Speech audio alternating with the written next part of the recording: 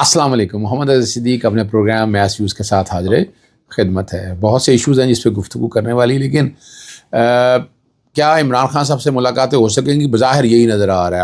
آج کا کورٹ اور یہ کیس فکسیشن کورٹوں میں اب عجیب طریقہ کار ہو گیا. جس کا دل چاہتا ہے جہاں مرضی جو مرضی کیس لگ جائے، کوئی حالت ہی کوئی نہیں ہے، کوئی وہ پیرامیٹرز، کوئی ڈیکورم نہیں ہے.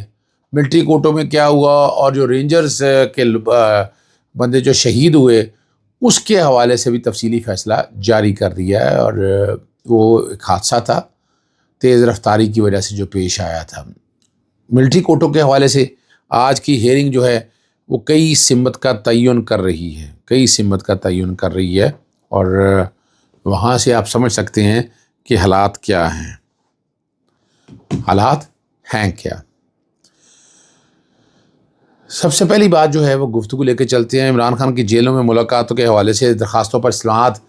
اسلام آباد ہائی کورٹ کے جسٹس سردار اعجاز اسحاق خان نے کی، اور توہین عدالت کی درخواست و بار بار اعتراض کے ساتھ جسٹس راجہ انعام امین انحاس کے پاس مقرر کی گئی، اور بتایا گیا کہ اس طرح کی درخواستیں جو ہیں جسٹس سردار اعجاز اسحاق خان کر رہے ہیں، اور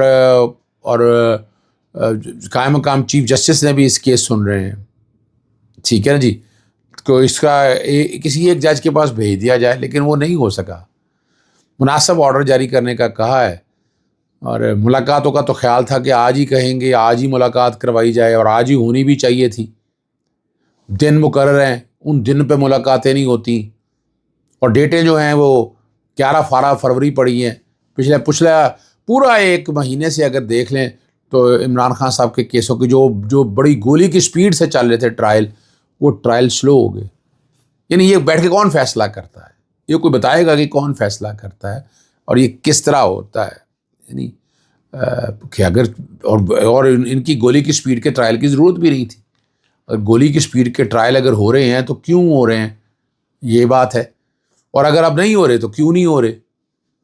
یعنی ایسا تو مسئلہ نہیں ہے کہ جو بہت تیزی سے بیٹھ کے جانا ہے، اور اس میں ایسی کوئی ہے بھی نہیں، جلدی تو کانسیپٹ بھی کوئی نہیں. اور اس کا ثبوت آپ اب کے ٹرائل کے دیکھ لیں. یعنی وہ پچھلے جتنے ٹرائل بڑی تیزی سے مکمل کی، چاہے وہ سائفر کا ہو، توشہ خانہ کا ہو، توشہ خانہ 1 ہو، توشہ خانہ 2 ہو، عدت کا کیس ہو. اب ہم نے دیکھا کہ اور عمران خان کو جیل میں رکھ کے جیل میں ہی باقاعدہ ٹرائل شروع کر کے اور یہ ان چیزوں کو منطقی انجام کی طرف پہنچا دیا گیا. تو پولیٹیکل انجینئرنگ اس سے اور بڑی کیا ہوگی کہ ہم نے سارے معاملات میں عمران خان صاحب دیکھیں 4 کیسوں میں سزا ہوئی، 2 میں تو بری ہو گئے ہیں نا جی. یہ ہم ریکارڈ کے اوپر چیزیں باتیں کر رہے ہیں، ہم ایسی بات کوئی نہیں کر رہے کوئی جو ریکارڈ سے ہٹ کے ہو. ریکارڈ پہ ساری چیزوں کو سامنے رکھ کر دیکھیں تو آپ بہترین فیصلہ کر سکتے ہیں کہ عمران خان مشکل میں تکلیف میں، بشرا بیوی صاحب مشکل میں تکلیف میں برداشت کر رہے ہیں. اور دیکھیں دوسری بات جو ہے نا، پاکستان تحریک انصاف میں ایک کوالٹی کا اس نظام کا حصہ ہے، اس نظام سے پیچھے نہیں ہٹی. وہ اسی نظام میں رہ کر لڑائی لڑ رہی ہے، اسی نظام میں بیٹھ کر پیش ہو رہی ہے، اسی نظام میں سامنے رکھتے ہوئے کوشش کر رہی ہے کہ اسی سے راستہ نکالا جائے. باقی اگر تاریخی طور پر دیکھا جائے، مسلم لیگ نون کی اگر ہسٹری اٹھا کر دیکھ لیں، وہ ڈیلیں ڈھائے ملک سے باہر چلے گئے. اور جب موضوع حالات بنے، جب حالات صحیح بنے، جب آپس میں سارے چیزیں طے ہو گئی، پھر ملک میں آ گئے. یہ تو اب ریکارڈ کے اوپر ہے. عمران خان واحد شخصیت ہے ذوالفقار علی بھٹو کے بعد جو اس نظام کے خلاف کھڑا ہے. کوئی ڈیلے نہیں کی، کوئی ملک سے باہر نہیں گئے. حالانکہ ذوالفقار علی بھٹو صاحب کے بارے میں شاہ فیصل سے کمٹمنٹ تھی ضیاء الحق کی کہ وہ بھیج دیں گے ان کو، اور ہم غداری کا الزام لگاتے رہے ان کے اوپر. وہ اس ملک سے نکل نہ سکے، اور جن کے محب وطن کے لیبل لگے ہوئے ہیں ان کو نکال کے بھی لے جاتے ہیں اور لے بھی آتے ہیں. 26 نومبر کے جو احتجاج کے سلسلے میں جو ملزم ہے اس کی ضمانت کا فیصلہ کر دیا، ضمانت بعد از گرفتاری کا. 50,000 کے مچلقوں کے دہشت گردی کی کورٹ نے لکھا کہ FIR میں نامزد نہیں ہے، بعد میں شناخت ہوا. یہ انکوائری کا کیس ہے. ملزم کے وکیل نے ان سے منسوخ عمل کو من گھڑت قرار دیا. پھر عدالت نے لکھا کہ شریک ملزمان عمران خان، بشرا بیوی وغیرہ کی قیادت ضمانتوں پر عدالت کے اس کیس میں دی گئی جو کہا گیا اس کا آبزرویشن کا اثر نہیں ہوگا، اور اعلیٰ عدالتوں کے فیصلے موجود ہیں. تو وہ جو ملزم تھا جس پہ دہشت گردی کی دفعات تھیں، چونکہ یہ حادثہ تھا، ہم نے اس حادثے کو کنورٹ کرنے کی کوشش کی دہشت گردی کے اندر. دہشت گردی کی دفعات ویسے بھی نہیں بنتی، اگر تیزی سے آیا تھا اس کو، اور اس طرح ملزم کو جیل میں رکھا بھی نہیں جا سکتا. یہ قانون ہے. قانون یہ ہے کہ فیصلے موجود ہیں، یہ یاد رکھیے گا. سینیورٹی اور ججوں کی ٹرانسفر کے متعلق اسلام آباد ہائی کورٹ کا جو 5 ججوں کی آئینی درخواستوں سپریم کورٹ کے رجسٹرار آفس نے نمبر لگا دیا ہے اور اب کب سماعت کے لیے مقرر کرتی ہے. اور ٹرانسفر بھی ہے، سینیورٹی بھی ہے، قائم مقام چیف جسٹس بھی ہے، انتظامی تبدیلیوں کے خلاف بھی رجوع کیا تھا. تینوں ٹرانسفر ججز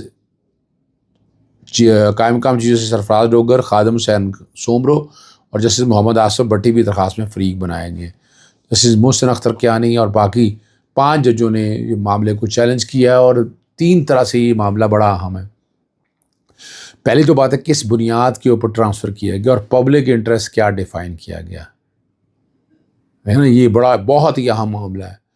اور پھر سینیورٹی کے حوالے سے سینیورٹی کیسے دے دی گئی، اور وہ مختلف جو ہمارے مختلف آرٹیکلز ہیں آئین کے، اس کی تشریح کے کانٹیکس کے حوالے سے آرٹیکل 200 کی بات ہے، آرٹیکل 194 کی بات ہے، مختلف آرٹیکلز کی تشریح کی بات ہے.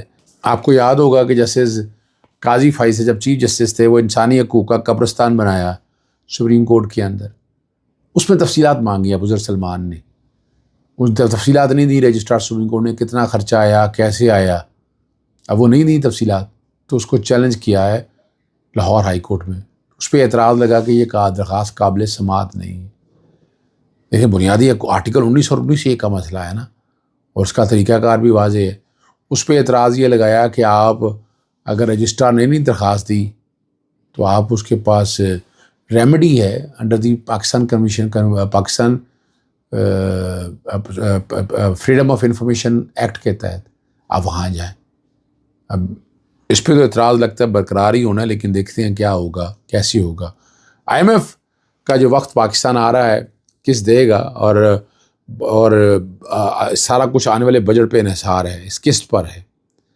کیا دباؤ ڈالتا ہے، کیا کہے گا، کیا ریکوائرمنٹ ہوگی، بجٹ کیسا ہو سکتا ہے، یہ اب دیکھنا یہ ہے کہ ہم کسی کے غلام ہیں، ہم غلام ہیں، یہ طے کرنا پڑے گا کیا ہونا یا کیا نہیں ہونا. دوسری طرف ہم نے دیکھا ہے کہ یورپ کے لیڈران نے فیصلہ کیا جب تک روس اور یوکرین کی جنگ جاری رہے گی، یوکرین کی امداد جاری رہے گی. لیکن اکیلے روس کا دفاعی بجٹ پورے یورپ کے مشترکہ دفاعی بجٹ سے زیادہ ہے، اور امریکہ کے بغیر روس سے جنگ لڑنا یوکرین کے بس کی بات نہیں، یہ مشکل ہے. اور یہی بات ٹرمپ نے کھل کے کہی ہے. اور دیکھنا یہ ہے کہ اب کیا یہ ہو بھی سکے گا نہیں. ملٹری کورٹ کے حوالے سے بڑی عام صورتحال سامنے آ گئی ہے. فیصل صدیقی جو چیزوں کو لے کر جا رہا ہے ان کے سامنے کہا کہ ان میں سے صرف 105 لوگ کیوں چنیں گے ٹرائل کے حوالے سے، جو بات کر رہے ہیں کہ صرف 105 ہی لوگ کیوں چنیں گے. پھر وہ سیکشن 94 کے تحت ٹرانسفر کے حوالے سے بات ہے کہ اور وہ بتایا گیا لامحدود اختیارات ہیں، اور اظہار دہشت گردی کی کورٹ نے یہ بھی نہیں دیکھا، نوٹس بھی جاری نہیں کوئی کیا، بغیر کوئی ریکارڈ بھی نہیں دیکھا، اور وہ فائلیں ساری ٹرانسفر کر دیں. یہ اب ڈسکریشن کی بات ہے، لامحدود اختیارات ہیں، یہ سٹرکچر ہونی چاہیے تھی.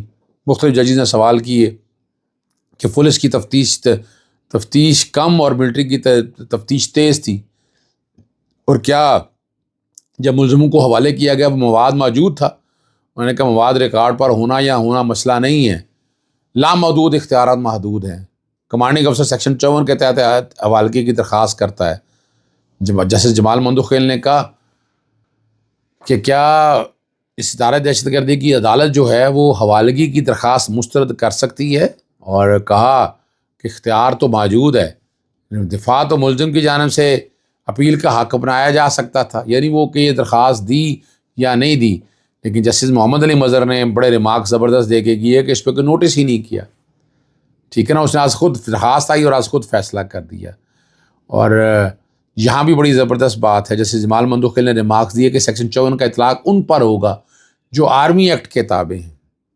اب یہ بڑا ایک اہم سوال ہے، اور یہ اب اس کے اوپر دیکھنا یہ ہے کہ کورٹیں اب کیا کہتی ہیں. لیکن بڑی دلچسپ صورتحال سامنے آ گئی. کمانڈنگ افسر کے اختیارات کے حوالے سے بات ہوئی ہے، وجوہات بتانا ضروری تھی، نہیں بتائی گئی، لیکن انہوں نے بتایا کہ وجوہات صرف یہی دے گی آفیشیل سیکرٹ ایکٹ کا جرم کا اطلاق ہے. یہ وجوہات تو نہیں ہے نا جی. آپ کو انکوائری اور انویسٹیگیشن کے سٹیج کے اوپر ساری چیزیں آنی چاہیے تھیں. لیکن انہوں نے صرف اس بنیاد کے اوپر یہ کہا کہ یہ اس سے ریلیٹ کرتی ہیں۔ اجازت چاہتا ہوں، السلام علیکم، اللہ حافظ، پاکستان زندہ۔